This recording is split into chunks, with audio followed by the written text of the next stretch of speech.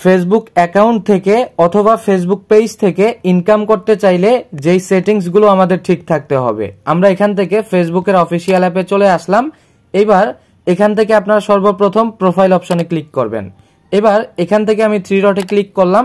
দেখেন এখানে রয়েছে পেজ স্ট্যাটাস, অথবা আপনার যদি ফেসবুক অ্যাকাউন্ট হয় তাহলে এখানে পেয়ে যাবেন প্রোফাইল স্ট্যাটাস। এখানে ক্লিক করে দিবেন। এবার এখানে ক্লিক দেওয়ার পরে আপনার সামনে দুইটা অপশন আসবে।